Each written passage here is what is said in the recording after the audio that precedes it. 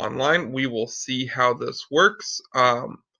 Just bear with me. Obviously, I am learning this new program, and also I get the fact that this is going to be interesting for you and for me. So let's get into it. Guys, we're going to start in deviancy or deviance. So this is like behavior that is like not socially acceptable, as well as other things of that nature. So um, let's get into it, guys. So obviously, let me move me up here. Yeah, so deviance and social control. This is just kind of our way of really looking at. Oh wait, I'm not. I am. Let's see. There's no good way to put my face here. But deviance is just like criminal behavior can be deviance, but also it can be anything that's very inappropriate. For instance, having your shirt untucked in our school, because obviously the we have our dress code and stuff, and so untucked shirt, that is deviant behavior. So how dare you? So you better have your shirts tucked in at home because we do indeed have dress code at home. I'm totally kidding. But yeah, this is really our society and our group norms. So depending from group to group, our social norms will change, and so will the society. So what we might view as something that is bad in another culture, it would be not as bad. And it just varies on where you are, what you grew up, your ethnicity, just the neighborhood you grew up in, all very much part of this deviancy and like levels. And so there's a whole lot of gray area. And so my question to y'all, and this is going to be kind of part of your worksheet, is if you see any questions like this, um, if you see any questions like this, really just answer them in a complete sentence, and just what constitute deviant behavior today? Like, what do you think it is? And you might not be able to answer it now, but at the end of the PowerPoint, we'll probably be able to answer this. And your answers are going to differ between here and probably at the end of the PowerPoint, or even just between y'all. So let's see. So there's negative effects. So obviously, deviancy or being deviant does cost trust, time, and money. Because, for instance, um, criminal behavior is deviant, and so if you see it costs money to pay for police and stuff, and if we lived in a world where nothing was wrong, which is impossible, you'd see that this deviancy would, like, prices would go down for things. For instance, insurance would go down for like homeowners insurance. We wouldn't even really need it except for like for disasters like tornadoes, hurricanes, and stuff if we didn't believe that deviant behavior like robbery or burglary would happen. And so also hurts our social interaction. So if we don't trust each other to not take our things, like for instance, Amazon boxes on your front porch, like that is a negative effect because it costs time because you have to file claims. It loses trust in society and money. Like you lost that package and you might have to buy another package. But then like there are positives for it. So it defends your society or your group's value. And so this can be anything from like having a neighborhood watch, and that just puts you together as a group, and it helps you look at the greater things. And so it also helps defend your values. For instance, like drug dealing and just having individuals like see the consequences. And so when you see consequences, it might be kind of kind of one of those things where it's like, okay, like maybe I shouldn't do this because I saw so and so get in trouble. For instance, I remember my dad got on to my brother and sister. Since I'm the youngest, I was like, okay, like mom and dad got on to Leslie and Travis for this. So what does this mean? Like, how do I not get in trouble? And so growing up, I had to learn from their missteps. And so I knew it's like, okay, as my family group, as my social group growing up, I learned how things were very different. How it's like, okay, dad likes this way, mom likes it this way. And sometimes I would try to attain that, others I wouldn't. Like, for instance, my dad would get mad at me for hanging up dress pants the wrong way. And my mom would be like, okay, let me just do it. And then my dad would just be like, no, don't do it for him. He needs to like learn how to do this himself. And it was really frustrating. But again, it just helps control your values.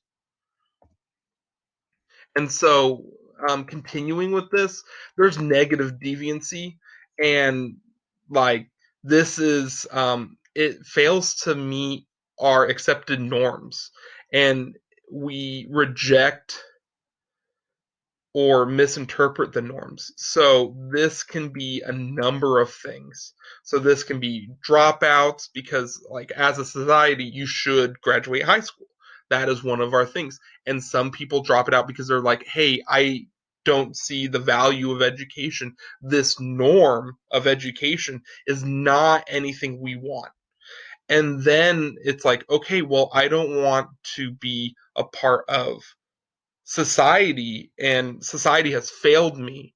And so like for instance, like the police might be corrupt or this or that, and you might join a gang because in your eyes you see that society has failed you, but this other group, this counterculture or this counter social group, as in gangs, they help provide those services that you need to be a functioning human being. And so then there's positive deviancy. Um, like there's positive deviancy. So this is, hey, you are doing this because society tells you to do it. And so this leads to a whole bunch of bad things as well. Like even though it says positive, like it says positive right here, not really positive. This is just you conforming. Oh, sorry. um, you it says positive, but you are conforming to extremes of a positive deviancy or a positive social norm. So doing things correct and doing things correctly is a good thing, but again, everything in moderation, because if you overdo perfection, you might get this false idea where I am not perfect enough, where you might lead to, oh, I'm a little chubby or this or that, and you turn to anorexia or bulimia or something like that that is a negative effect of you. So you'll see that there is positives and negatives to this. And so negatives are just negatively reinforced things against society, and then positive deviancy is stuff that you are conforming to society, which is good, but you overdo it. Come on, there we go. And so social control is again kind of, we want you to do the things in society. We want you to be able to be a part of it. And so this is kind of just like, for instance, not stealing or not hurting others or being just an outstanding citizen. For instance, this internal social control, I have a funny story about it. I remember one of my friends stole a couple of jelly beans like way back when the stores had those little kind of things where you can mix and match your jelly bellies into a bag, and then you purchase them, and he took two and he ate them, and his dad saw that he did that, And so his dad like took him up, and he was like about like 5 or 6, took him up to the store, told the person, like had to like confess to the manager that he stole 2 jelly beans. And from that day on, it's like he's like, oh no, I'd never steal again, because it was just such a pivotal moment of this control of society. He kind of gained that because his dad was like, oh, this is such a bad thing to steal. So there's that, and then there's external. And so this is externally, where it's like, okay, um I have stole so much, like instead of just 2 jelly beans and having to tell the person, I stole a 65-inch TV and a PlayStation 4 and a Nintendo Switch and all that. And now, because it was such a high thing, we're like, okay, we're not going to let you, like, this is unacceptable. We're going to remove you from society and put you into prison. And that's kind of one of the things prison is. It's this external social control. Like, obviously, we don't want people who are serial killers because they're like, hey, I got the taste of blood. Let me just continue doing this. And so they just keep on killing and killing and killing. We obviously don't want that in society. So that's this external social control where society like takes you and like removes you. And so the social sanctions, like we reward and punish people based on their control. For instance, like if you speed while you're driving, you get a ticket. That's a punishment. But if you like but if you're a good driver, insurance companies will put a discount on your insurance every month. And so this kind of leads to like external social, like obviously this is jail, being imprisoned, and then you have social sanctions where it's just like, hey, like, you know what, we're gonna like beat you up over this, where it's like, this is obviously not, this is a punishment. Like they would lead to external social control of being jailed if you just went around punching people like this. So obviously not a great thing. So then there's these social theories that we have. And so um this is Anami. um I probably like pronunciated that, so whatever. But this, from Emil Durkheim, he kind of says it's like these are things that are weak and they're conflicting, or they're not a part of them. And so I left this kind of blank right here. I want you to fill in the blank when you see it. So see, there's no example here. I want you to fill in the example, guys. Okay. And so these are non-existent. And then also strain theory. This is where we see that there's a strain on the American society because there are problems in America where you can see inequalities. For a long time, we had women and minorities as a very underprivileged class, and we're still fighting some of those things today.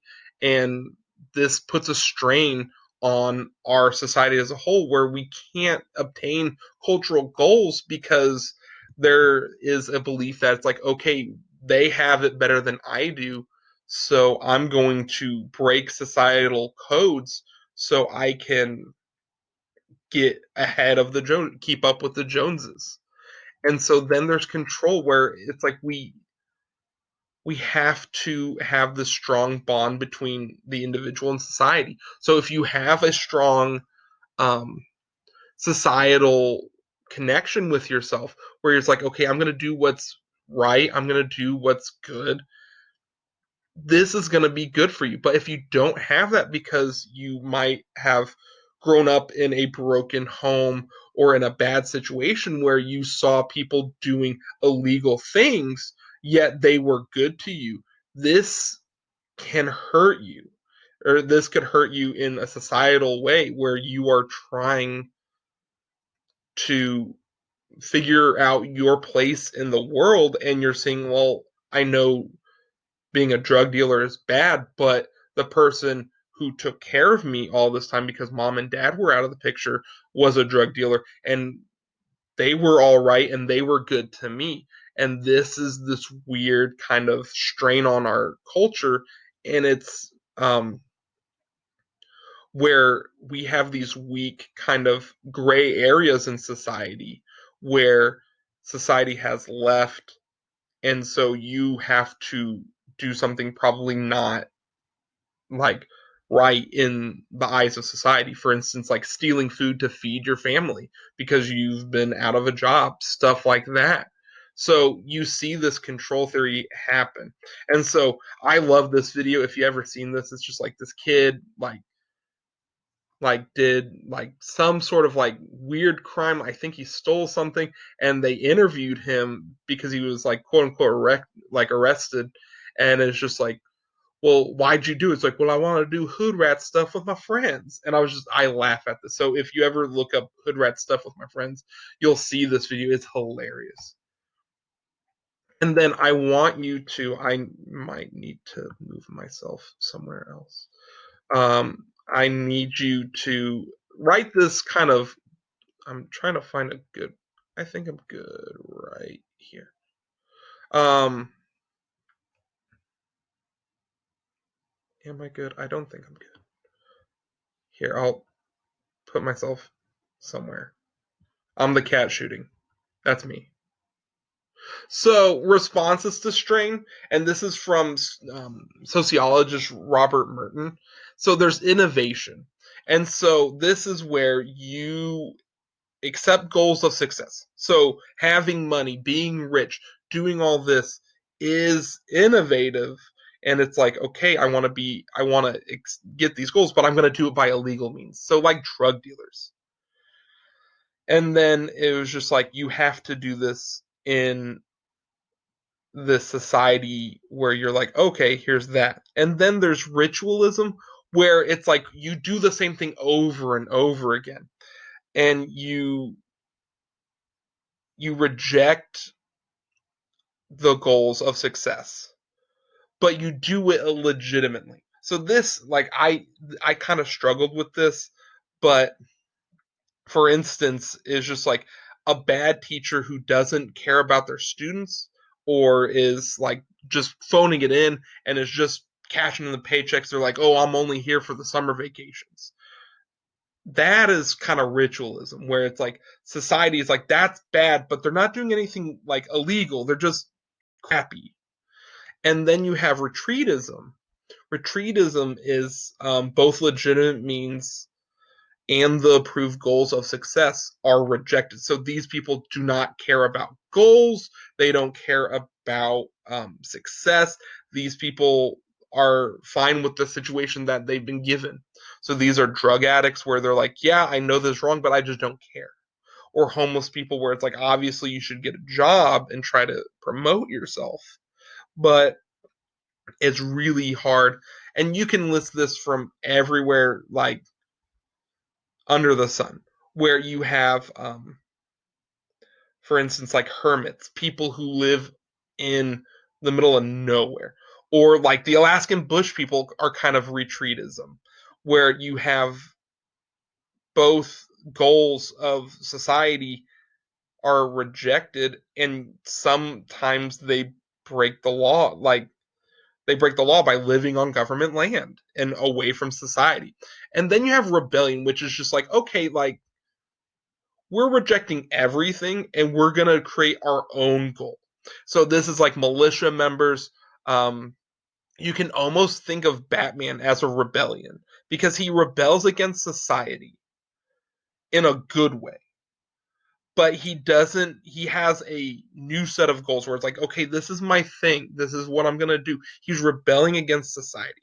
So you could look at Batman or like militia members who are like overthrowing the government, or when we were in the American Revolution, we rejected success and we achieved it by overthrowing our government and by having people really like step up and form a new sense of what's right and wrong with what we learned from the Enlightenment and just like writing the Declaration of Independence, not having a king, all of that. That's kind of this rebellion. And then another chart of I'm gonna try to move myself right here. There's an attachment, and so these are elements of social bonds. So this is when deviancy increases or decreases. And so you have attachment. So this is where you grow closer to people and you conform to what they do as a you conform to what they do. For instance, you conform at an early age what your parents do for the most part. And then also school rules and what your friends do, groups of friends, you you put that attachment to them where it's like, okay, I'm going to have this good connection with my parents or with my group of friends, and this is how we do things. And so that's a good thing and can be a bad thing. But overall, your attachment to a group or to like to ideas. And then there's commitment. And so this is kind of like if you believe you work hard, you will get rewarded. And if you commit yourself to the social hierarchy or social goals, that things will come out for you. Like the more you are in line, the less you'll get in trouble. For instance, it's like if you're like always having a hoodie in class and teachers are like take off your hoodie, take off your hoodie, take off your hoodie. And the thing is like why am I always getting in trouble? It's because you're not conforming to our society in our school rules. And so the thing is well maybe if I stop wearing my hoodie, then I can get rewarded by not getting in trouble. They'll leave me alone. And then also your involvement. If you participate more in social activities, this increases how you'll fit into society. And so, again, when we watched Alaskan Bush people, that was